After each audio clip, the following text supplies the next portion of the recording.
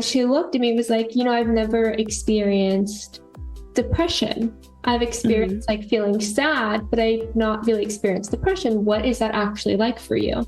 And I thought that was really sweet that she asked. That is sweet. And I was like, for me, I most of the time, for most of my life, don't know what it's like to want to be alive. I don't necessarily want to end my life anymore, but I don't wake up like for most of my life, don't know what it's like to want to be alive. I don't necessarily want to end my life anymore, but I don't wake up like, woohoo, I'm so excited to be alive today. A lot of times it's like, how do I make it from this moment to the next? Welcome to Normalize the Conversation by Inspiring My Generation. I'm your host, Francesca Reicherter. Today, I'm joined by Katie May, a licensed therapist and author of You're on Fire, It's Fine. Today's conversation is about living with depression, suicidality, and big emotions. Not from a textbook, but from real life. We talk about why self-harm can become a survival strategy, how pain is often misunderstood, and what real support actually looks like when someone is struggling to get through the day. If you've ever felt unseen, pressured to look okay, or unsure how to support someone you love, stay with us. This conversation matters. Katie, thank you so much for joining me today. I am super excited for our conversation, but before we begin, I want to check in. How are you really? I love that question to start off a podcast. It is the authentic how are you and not the how are you politely. So I'll say, much like the work that I do in dialectics and holding both sides, I'm also holding both sides. It's my birthday week. I'll be 44 this weekend. And while that comes with a lot of celebration, like your celebratory face that you just made, it also comes with a lot of reflection for me of where I was and how I got to where I am and the work and heartache that had to happen along the way for me to find myself here. Well, happy early birthday. And thank you. Okay, birthdays bring that up for me a lot too. And really that reflection of how far I've come, how much has changed over the years. This honestly, like, I can't believe I made it this far thought. Yes. And people don't often talk about all the emotions that come up other than just like, woohoo, let's celebrate. Yeah, I'm really careful when I'm meeting with clients now because it is the natural social tendency to be like, woohoo, let's celebrate. But I find that a lot more people, when they have that space to be honest and authentic, do talk about reflecting on past years. Just like you, I didn't think I'd make it to 44. I didn't think I'd make it to 30. And a lot of my clients, if not all of them, are chronically suicidal. And so that's something that we talk about a lot, like life worth living, making it each day and each year. And it really is, it's a beautiful thing, but it's a little bit heavy to hold as well. Yeah, it really is. And I'm so glad we're talking about this because every year on my birthday for the longest time, I would just cry. And now I've gotten to the point where I'm like, okay, I'll celebrate it. But at the same time, I really like to sit and reflect on the fact that I didn't think I was going to make it these 7 extra years now. I didn't think I was going to be here. I'm so many emotions surrounding the fact that I did attempt 3 times. That a lot of times I feel like I'm still barely hanging in there. And I've gotten to the point where I'm like, okay, I'll celebrate with my friends a little, but I really like to make that space to just feel everything. Because people often feel like your birthday just has to be like, let's have a lot of cake. And sometimes I'm like, I just want to have a cupcake by myself and celebrate the fact that, or honor, not even celebrate, honor the fact that I made it these years, that I'm so lucky to have had a second chance or third chance at life. Right. One of the things that you said stands out to me, and it was this idea that you're supposed to be happy. You're supposed to celebrate. And I reflect a lot. So the holidays are a really hard time for me. It is actually the opening of my book that we'll talk about at some point, but about how my parents got divorced around the holidays and I lost my mom and I grew up with a single dad. And so I find myself in those moments as well, thinking about or reflecting on like how much pressure there is, the most wonderful time of the year, the season of joy. And so it just reminds reminds me about this pressure that folks often feel to be happy or to look happy, and that it's nice to have conversations where people can let you unmask and be who you are and just show up as you feel in that moment. So I'm glad you're taking that time for yourself too. Oh, it's so important in the holidays. Oh, so I had lost my grandfather just before Christmas. I attempted Christmas Eve, lost my uncle shortly after. So like the whole holiday season, everyone is like, what do you want for Christmas? Like, what are you getting for this person? I'm like, I am trying to survive this and just make it through, not learn how to cope with the big emotions, because even though some past, a lot of small things bring it back up. And I'm someone who, for so many years, used self-harm as a way to kind of cope with these really big emotions. So around my birthday, around the holidays, I tend to have this massive dip in my mental health. I tend to have more suicidality around those times a year. And self-harm has been the way that's really helped me through that.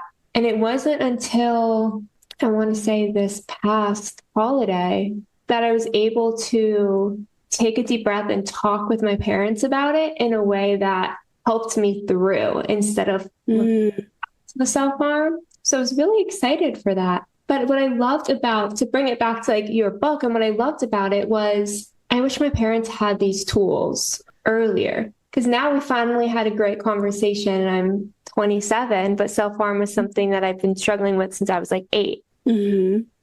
Yeah. And what you said in sharing your experience, and thank you for sharing parts of your life. I really appreciate and resonate with your story. And, we have similar histories, but that for you, self-harm was a solution. Like it is harmful and it is problematic on the surface, and it's destructive. But what you said was, it was your way of coping. It was your way of getting through. And that's what I really try and start to teach on the front end with parents, is that what you're seeing as the problem is actually quite resourceful for your teen who's struggling, because they have these big and overwhelming emotions. And this is the thing that's helping them get through. It's almost like a survival technique. And not that we endorse it and not that we want them to do it, but when we can understand it, we can empathize with the emotion that's underlying it. And as you said, take that pause, take a step back, look at what the child needs versus what they're doing. Yes. So many years, people are like, well, you're dramatic. You're looking for attention. Oof. And I hate that. And then finally, I don't know what shifted this past year, that we had a conversation where it's like, oh, you're not looking for attention. You're not being dramatic. You genuinely are using this to make it to tomorrow, to make it through this moment. When we were able to talk about it and then help me develop other strategies, and maybe even being able to call them when I'm having like that urge, not reacting on fear, but just listening. Yeah. I cringe when I hear those judgments that are, she's attention seeking, manipulative. I'll hear other ones like, they're doing it on purpose to upset me, not self-harm, but other behaviors. And it hurts my heart to hear parents say this, but also I hear some other professionals say this, and that makes me angry and hurts my heart. But I really think at the core of that, like you're mentioning parents experiencing fear and they're jumping in with their reactions. I think some of these judgments are also a way of deflecting shame or blame. So if I'm not judging my child, if I'm not saying they're manipulative or attention seeking, what I really have to sit with is the fact that, one, they're struggling so deeply that they want to end their lives or do something to hurt themselves. And two, that I have to look at myself and what I can do differently and how sad and shameful I might feel about what that means for me. So they tend to assign a meaning to it. And there's this really big weight or shift away from, like, something I hear a lot in my work is I wasn't able to be the parent that my child needed. There's a lot of shame that comes with that. It's also inaccurate. We're all doing the best we can. But I think that those judgments spring from that idea of, if I'm not judging, then I'm feeling something I don't want to feel. That makes sense. I never thought about it like that, but that's so true. And it's also from what my parents have said based on their experience with me, was it's terrifying when you don't know what to do. And then you feel like, well, I failed as a parent. So like, I don't know how to help you, or and I feel like everything I do might be wrong. So now Yeah. I'm trying to solve it by saying like, this is fine instead of, can I be there for you? Or what support do you need? How can I help you find that support? Yeah, and I think it's really well intentioned. Most parents want their child to get better, and it's almost this like, you know, if I don't feed into it, if I just help them move it along, then I'm helping them get past it. And so it's a strategy. It's just not always an effective strategy, especially for somebody who is biologically sensitive or what I call a fire feeler, someone who really has these big and overwhelming emotions. There is no just do it, push past it, get over it. If they could, they would. Yeah, I loved how you used fire feeling too, fire feelers too, because I really hate when people are like, oh, you're just dramatic and sensitive, like you're over emotional. Mm-hmm. It's the way Like you that's a bad thing. I'm over emotional, and that's great. Like, it's like I loved the way you reframed it instead of or renamed it. yeah, It took away a lot of, for me reading it, it took away a lot of like you are wrong or you're too much. That came yeah. anytime I had a big emotion. Yeah. One of the ways that I talk about that is like you're a rose in a garden of tulips or, flowers of your choice, because what it comes down to is a mismatch. Being where I am in my life now, and I spent a lot of years being angry at my dad for not being who I needed him to be until I got to the point where I recognized that the way that I communicate emotions, the way that I express myself, the depth of my emotional experience is not something that he will ever know how to understand. It's not who he is. And so while I know that he would make different choices as a parent now with the, hindsight that he has, what I also know is that it's just a mismatch of emotional language. It's like I speak English and he speaks French. We're just never going to be on the same page about that. And I think that really depathologizes it. Like you're not too much. Your emotions are not dramatic or wrong. And the person maybe in your environment raising you had no idea how to communicate in the same emotional language that you had. I like that a lot. It does take away a lot of that kind of like blame and judgment and pathology, like you said. Yeah. Just thinking so much now about how many times I just felt like I wasn't heard, right? Like Yeah. was understanding. It's like when you're younger, at least when I was younger, people would say like, grow up, get over it, stop acting like a baby, big girls don't cry. And how many years Mhm. I spent feeling like, why is no one hearing me? What am I saying that's wrong? How am I not like explaining how I'm feeling? Like I swear I'm Right. using words. Why aren't they hearing me? And now hearing you say it, like it's like you're speaking a different language. Yeah. It makes that feeling, I guess, a little bit less painful. It's not that they weren't hearing me, it's that we were just speaking a different language. Yeah. Do you have siblings? I have a younger brother. Okay. I have a younger sister and an older brother. And I ask that because I think that when there's a biologically sensitive person or a fire feeler in a family and other siblings are not, it creates this experience where they may be able to easily get over things. Like for me, me and my siblings went through the same traumatic childhood. And it often felt like to me, like they could get over it. They did just move on. And so there were many points in my life when I was still struggling, going to therapy, dealing with the symptoms that I had. And I would wonder, like, what's wrong with me? Why am I still holding on to this when they're able to get over it? Now, come to find out that they just coped in different ways and maybe they're not as over it as I assumed.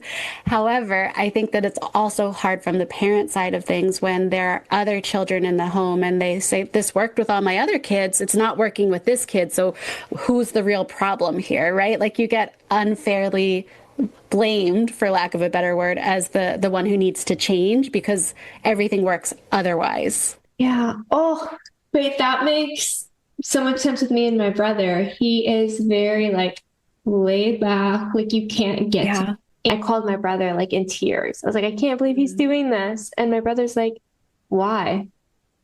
Like it's fine. Like, of Mm. course he's moved on. And I'm like, but why aren't you feeling what I'm feeling? Right? Yeah. Situation. So it was just so funny how we react so differently. And his method is like, whatever, it's fine. And I'm like calling everyone Right. crying, like just so different. Yeah, it's interesting to see how people in the same family or the same situation have such different responses. I don't know, human behavior in general is fascinating, but that's why some things can be a trauma for one person, but just a bad day for another person, right? It's all about how our nervous system receives it, how our brain interprets it. It's really interesting. It is because, like you said, my parents ended up being like, Francesca, your brother doesn't care. Why do you? Like, why can't you get over it too? Mm-hmm. And that comparison does make it feel like, at least for me, made me feel like I was the problem, I was wrong, instead of Mm-hmm. let's have a conversation on why this is hard. I'm having all these big feelings. I was crying, and I know I'm 27, but I was crying and I cry almost every day. This is not, no shame in the cry. I was just so distraught about it. And I was like shaking. Mm-hmm. I was like, Mm-hmm. why am I having all these really big emotions? I mean, part of what you're talking about is what I call radical acceptance. So I talk about it. It was actually my favorite chapter to write, but I talk about it in my therapy work a lot as well. Is this idea that right now you may not have the life that you imagined. So when I talk about it with parents and teens, and especially teens that have mental health concerns, like when you hold your child in your arms, when they're a baby, you do not imagine, oh, one day they're going to grow up and self-harm. One day they're going to grow up and want to die. Like that is not part of the plan. For me, I have an almost 18-year-old, and I was so excited for my for my child to become a teenager because I'm a teen therapist. It's an age group that I really connect with, and they struggled so much in the teen years. And so I experienced this grief to radical acceptance as well. So the idea is this is not the life that you imagined. And the more that we buck up against that and wish things were different and want people to be different than they are or want things to change, the more we actually suffer. And so if we can grieve what we don't have and come to terms with what is, it helps us to move forward and be open to the way that things are. And so you're grieving what was, and now you're also grieving what will never be, but might be for somebody else. And so it's a lot of grief. Acceptance starts with a lot of grief. Yeah, I really like that, right? Like it starts with grief, that it's okay to feel these emotions and learn slowly to accept that Yes. are different than you expected. It's not like this super quick change where like, oh, I'm fine, but allowing yourself to have these feelings is okay. And I feel like that's not something that was really taught to me. And I'm sure a lot of people where it's like, oh, just don't feel sad. Oh, just think positive.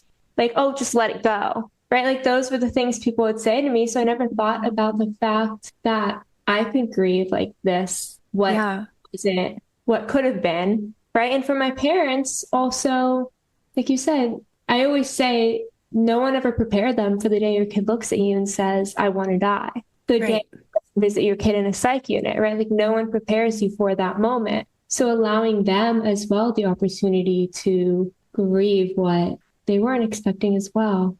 Yeah. Interesting. I also want to address something you just said, because I think it is such a standard to think positive, or I'm in therapy because I want to get happy again. You know, or I hear a lot like, I just want to see my little girl happy again. Things like that, that are like, we're moving from this deep depression to, I want to see them enjoy again. And so I always like to bring into the conversation that for myself, for my child, for a lot of the clients that I see that are chronically suicidal and very depressed, they do have lives that are worth living. They do have moments of joy. They do have, positivity in their lives. But I am often teaching them not just how to be happy, but how to live with depression. Like, how do you go through a day when you are having ideation, when you are feeling heavy and weighed down and you don't want to get out of bed? How do you live with depression? Because the goal that day is not, how do I be happy? It's like, how do I make it to work and do my job or go to school and function, even though I feel like trash right now? Yes. And I feel like that's not something that's talked about. Right? Like, how do That's why I'm here. I'm so happy you're here. That's why I was sitting with one of my friends recently, and she looked at me and was like, I've never experienced depression. I've experienced like feeling sad, but I've not really experienced depression. What is that actually like for you? And I thought that was really sweet that she That asked. is sweet. And I was like, for me, I most of the time, for most of my life, don't know what it's like to want to be alive. I don't necessarily want to end my life anymore, but I Hmm. don't wake up like, woohoo, I'm so excited to be alive today. A lot of times it's like, how do I make it from this moment to the next? Hmm. And that's kind of been my norm for a lot of years, most of my life at this point. And she was like, I never thought about it that way. I just assumed if you're kind of sad, I do something to make you happy. And I was like, well, if it was that easy, every time I put on Taylor Swift, I would be happy. What a good friend, though, to ask you about your experiences that way. It sounds like her knowledge is like most people, that it's like very binary, that it's that we're happy or we're sad.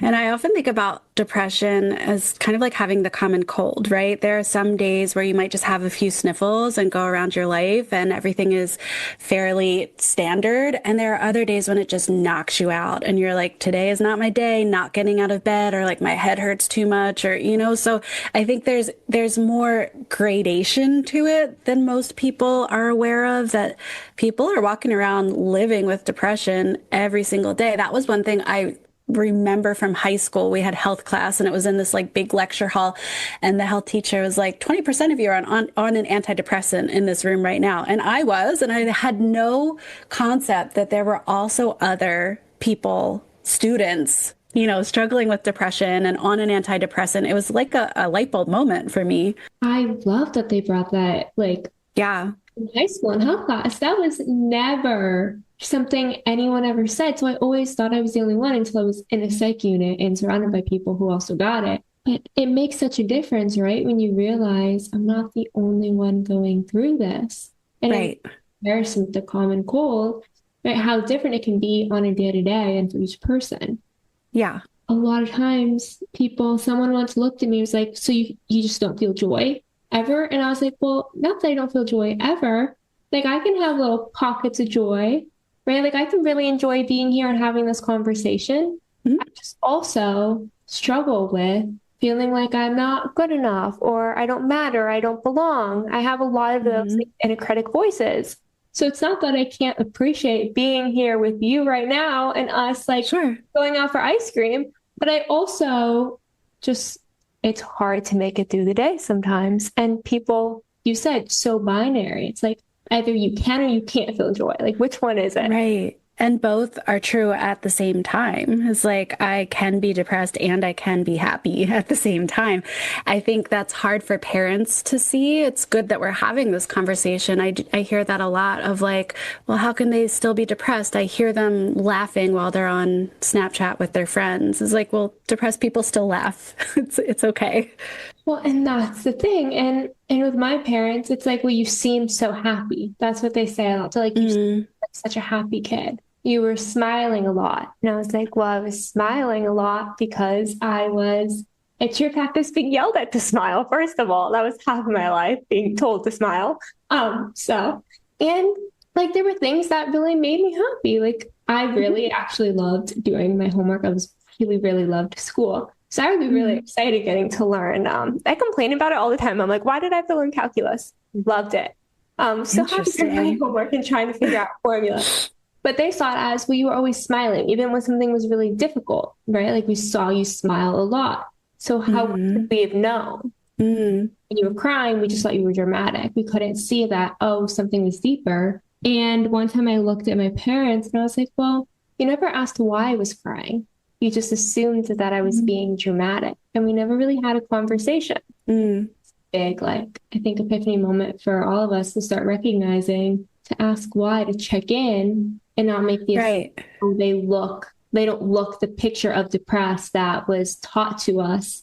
Therefore, they're fine. Yeah. It's so hard not to jump to those conclusions that come from the lens of your own experiences. And I think about this a lot as someone, I had told you before we started recording, I'm a first generation going to therapy in my family. Like I'm the first person who ever went to therapy in my family. And I have worked really hard to break generational dysfunction so that it does not continue in my family, and my siblings have done so as well in their own different ways. So I think about like like our parents did the best they could with what they had. They didn't have other tools. They didn't have other skills. And they also like, it wasn't talked about back then the way that it is now. And so I'm impressed just in general that your parents are open to these conversations because I think, you know, without them, we just make the judgment and keep moving. And so having the conversation is really helpful. I have given them like a conversation guide before, and they're like, these are validation statements. These are not. Well, To say this is what we're not allowed to say. So I literally gave them validation statements, understanding statements, supportive statements, non-judgmental, open-ended questions. Like I gave them an actual sheet of. do they follow it? They've gotten better. My dad does it naturally now sometimes too, and I'm like, where do Oh, you changed his life. Look at that. I want to validate a little bit? We're still working on that. But yeah, they started to realize we weren't gonna have a productive conversation if we didn't stick to Francesca. Yeah. So they started to. Huh. It makes such a difference when the conversation starts to change. But like you said, you don't know what you don't know. And my parents no one ever talked about mental health. It was stop crying, you have to be strong. If you cry, you're weak, right? You're vulnerable, it's wrong, it's bad, right? So then their kid's crying and they're like, well, I'm gonna help her by telling her to suck it up. So so people think she's strong too. But again, like, where do you like, at least in my family, I can see where those types of statements were learned by their parents, right? So it's just like this passed down strategy that why would you question that unless you had a reason to question that? Exactly. Okay, wait. So for people who are listening that are like, you know, these are the patterns from my family, right? Yeah. What I was taught, this is what my parents were taught. And now they have kids, right? How can, I guess, you begin to shift your language or learn what you can shift to be supportive? Like what is I'm parenting in a like productive manner versus I am invalidating, gaslighting, or not providing support at this moment. Yeah, I have two thoughts on that. One is inside and one is outside. So I'll start with the inside. When you notice in you, and you could do this with a partner, but we'll say parent-child, when you notice in your child that they are experiencing an emotion, expressing an emotion, what does that bring up in you? Does it bring up annoyance? Does it bring up an immediate urge to want to push it away or tell them you're fine, get over it? Because that's likely an old template that you need to consider rewriting if your child's not responding to it. So that would be like the inside. What do you notice is happening in you when your child has an emotion? What I see most often when it's not working is that the parent does not have the capacity to hold the child's emotion. They want to make it go away quickly. They want to fix it. Emotions don't feel good. And so when that's the case, what we want is for parents to work on their own stuff, right? The greatest gift that you can give your child is to be an emotionally healthy, balanced adult. That's going to give them the most because then you're modeling, you're co-regulating, you're showing up for your kid. The outside part of that is using the validation scripts. When you see your child struggling, being able to say, I see that this is hard for you right now. I'm here if you want to talk to me, or whatever variation of that works for the child in front of you. I had to learn, because again, it's learning a language. I had to learn with my own kid, saying things like that didn't feel right for them because they would say, you're my mom, not my therapist. That's your therapist language. And they're not wrong, but also that's how I know how to validate. So I had to pull back and understand silence for them. Silence, bringing them a drink, doing things like that, you know, bringing them their blanket, giving them space. That's validating for them because I can say, I see you're struggling. I'm going to give you time to yourself. Text me when you're ready to talk, right? You have to figure out what the language is for your kid. I like that. Figuring out the languages for your kid because it's different, right? For everyone. Every kid's going to respond differently and realizing there's no one right way to do it, right? So it didn't work. I used the validation statements. Hello, it's not working. Therefore, it's just, right? It's like learning to find what works best for you. I also love what you said about, you know, recognizing your own internal reactions, right? Like what's good for you. Because a lot of times, I know just always me and my brother, for example, my poor brother, I've been using him a lot. Sorry, Rock. So a lot of times, like he'll say something that will like bring up a lot of frustration. He's like, it's fine, get over it. And I'm like, so angry inside that that's how he's saying it. And we're not going to have a productive conversation at that point. I am getting mad. I'm reacting. He's like, you're just dramatic. And neither one of us are offering support, because what I needed at that time was, it's okay, we'll get through this together, Cheska. That's what he calls me, it's my nickname, for him. So I needed to feel like I'm not alone in this, right? And my brother was going with, she's just dramatic. She's dramatic and she's annoying and she wants attention. So we're not able to recognize what it was bringing up for each of us, right? He was, I don't want to, crying is hard for him. He doesn't like people having big emotions. So that's really for him, because he was taught, you cry, you are in trouble, versus I was taught, you're just going to cry and everyone's going to ignore you. Right, so we weren't just hearing each other, understanding, like we weren't speaking the same language, and neither one of us got the support we needed. Right. And it's hard to decode another person's language. I think a simple example of that, like my husband, we've been married for long enough that he knows not to, when I was upset in the past, he would rub my back. I am neurodivergent. I don't like my back rubbed, don't like things like that. And so that would actually like make me feel worse, and it would annoy me. And I'd be like, stop, I don't want that right now. But he was so confused by that, because when he's upset, all he wants is like a hug or someone to rub his back or some kind of physical comfort. So he'd be like, I don't understand. I'm doing the thing that helps people feel better. And so it sounds like exactly what you're talking about is like, when you're in relationship with someone, whether it's a partnership, parent-child, sibling relationship, you have to learn the other person's comfort language, essentially, if you want to be there to support that person. Because what will happen ultimately is either that person will stop coming to you for support because they never get what they need, or they'll be upset with you that you're not giving them the support that you need. Neither of those things are going to be helpful in a relationship. Yeah, exactly. I love that example too with you and your husband, because sometimes you're doing right exactly what you were taught to do. Yeah. Or what works for you.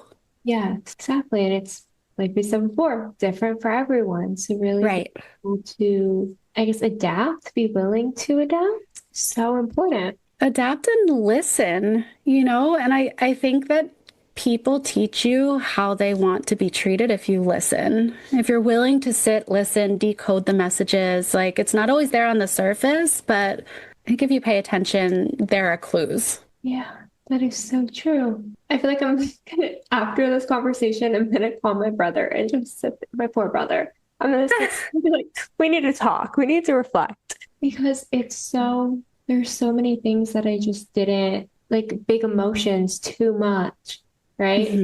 Self-harming for all these years, everyone else's responses toward me, and thinking like, I'm just not, like, I don't matter. I'm not heard. When it's like, we're all just speaking a different language. And if we, right, we might be able to get to some point where we're speaking at least a similar language, right? And we can offer that to each other. Because I'm sure I'm talking from my perspective. I probably totally miss things from my brother too. There's probably I need to listen and learn as well to be a better and more supportive sister. So I'm gonna call him and have an actual conversation. So thank you. He can thank me later. One thing, so I lead a team of other therapists, and we treat like hundreds of families in suicide and self-harm and teenagers. And one thing we do is we meet every week as a team. This is what it's making me think of. And so when we're talking about the work that we're doing, we're often bringing our own stuff in, saying like, I'm feeling a lot of stress about this case and wanting to make sure that they're getting what they need. And so we're bringing our cases in. We're talking about how we can be better therapists. But at the end of whatever we're sharing, we ask for what we need. And that's an important part, because, when you have 18 therapists and we're all listening to this case, we all have our own ideas about what that next step is. So we'll often say like, I just need validation about how hard this is. I just need other people's perspectives if they've had cases like this to tell me like how they coped with it, or I need an intervention because I've used all of my tools. And so I think about that idea of, if I'm not getting what I need from a relationship or an interaction when I'm struggling, I might have to specifically ask for it, because I can't expect that the other person intuitively knows. So I might say, I just need validation. I just need you to tell me it's going to be okay. say, like maybe even thinking about how do I ask for what I need when I'm struggling, which can feel really hard when you are struggling, but practicing that habit could be really helpful. I like that. I didn't learn how to ask for what I needed till so much later in life. And that's when I wrote a script for my parents, is it stick to the script. Yeah. Right. And is it so for parents, how could you maybe ask, like, what do you need? How can I support you? To really be present if you don't know what to do, what to say. How can you begin to facilitate that conversation to let your kid know, like, I'm here for you, but I don't know how to be, but I am, and I want to be, if that makes sense. It does make sense. And I have different strategies for how I might approach it in the moment. If there's nothing that has been developed in advance, what I would say is parents asking, do you want a solution or do you just want me to sit here and listen? Asking for whether they want acceptance or change can be really helpful. And then when I'm working with teens and families, what I'll often do is have a plan that's prepared in advance for, like, if I'm calm and I'm just relaxing, what will my parent notice? What do I want them to do or not do in those moments to support me? And we go all the way up from levels of I'm calm and everything's okay to I'm in a crisis. And we're looking at each tier. What do I feel inside? What do my parents see on the outside? And what can they do to support me? Which is typically a stop or start behavior. So an example of that is like when I'm at a 2 out of 3 and I'm escalating into crisis, and you notice on the outside that I'm really tense. I might be hiding under, like covering my head with a blanket because I'm trying to block out the sensory environment, and I'm short and I'm irritable with you. Please stop assuming that I'm being disrespectful and start instead walking away and giving me a little bit of space so that I can find my center and calm down. So, and that's how we're circumventing some of those judgments, being disrespectful, manipulative, whatever you want to say. And we're also giving the parents a roadmap for how do I respond so that it's actually helpful in de-escalating rather than escalating the crisis, which happens a lot because everyone starts getting panicked and frenzied about how they're responding. Yeah. Creating those, like, I guess, visual cues of this is what. So then in the moment, if you're not able to ask for it, they kind of know. Exactly. Sometimes it's so hard to vocalize, right? Like when I'm really going through it, it's so hard in the moment to vocalize what I need. Sometimes I don't even know what I need in that moment because I am so overwhelmed trying to, like, discern all these emotions and thoughts that are happening. So if we created kind of like a plan beforehand, that can make such a difference. Okay, so now for parents who are like, okay, I want to be able to ask, like, do you want a solution? Do you want validation? Right? But when my kid is self-harming or engaging in self-destructive behaviors, or we're fighting back and forth, I don't know how to respond. I only know how to react. Maybe some things they could do in the moment to help so that they can breathe, catch their breath, and respond with those statements and questions and reacting. Yeah, I call it my parental stress meter, and it is a similar idea, but it's for the parent side of things. You gave me different examples, so I'll use non-life-threatening ones because there might be some that this would not work as well for. So we'll say, like, let's say an argument or something like that. There's conflict, there's tension in the home.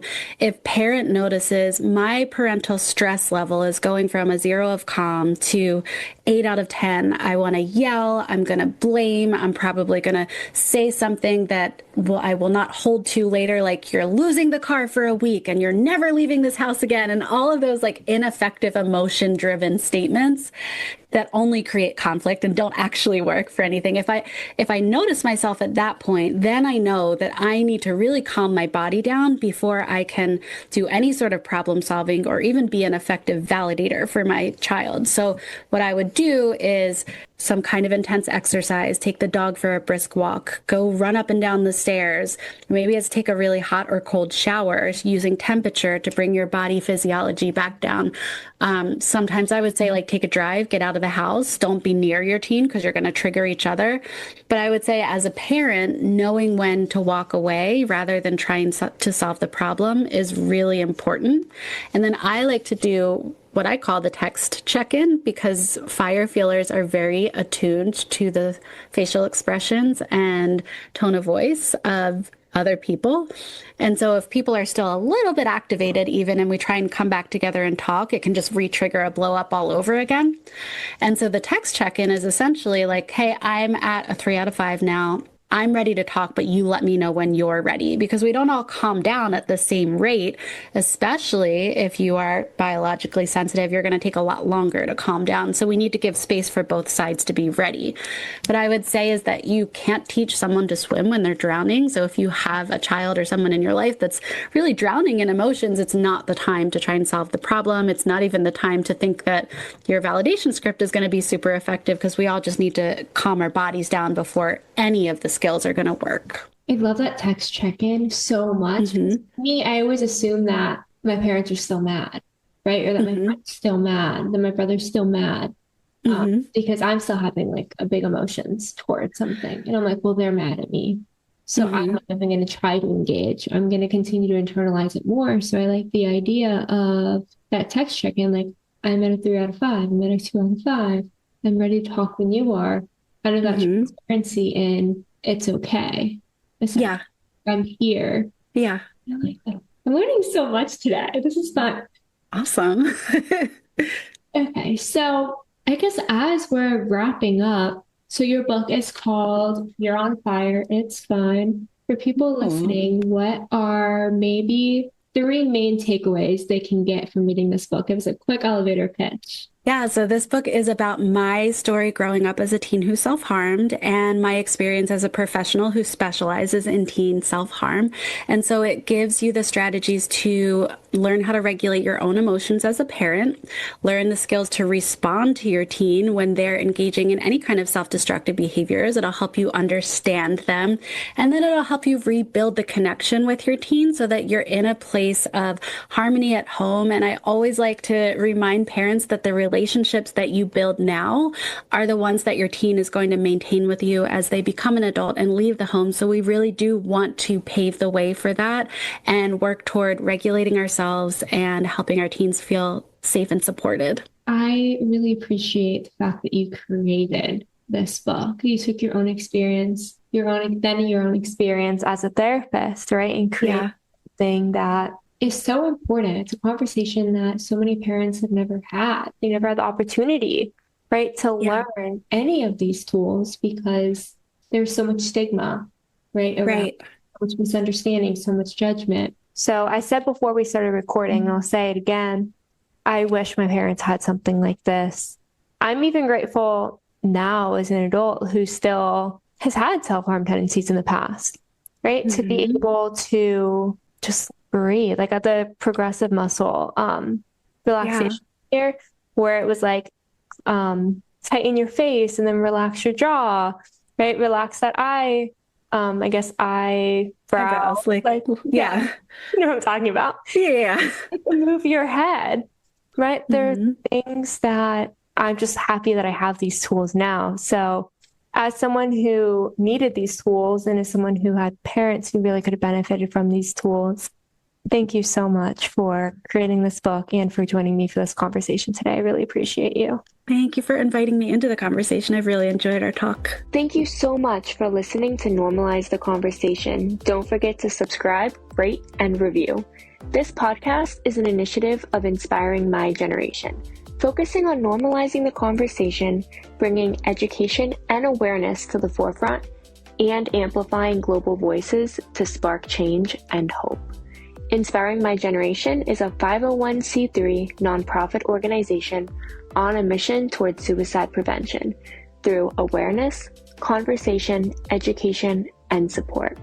Connect with us on Instagram at Inspiring My Generation and visit our website inspiringmygeneration.org to learn more about our work and how you can make a difference.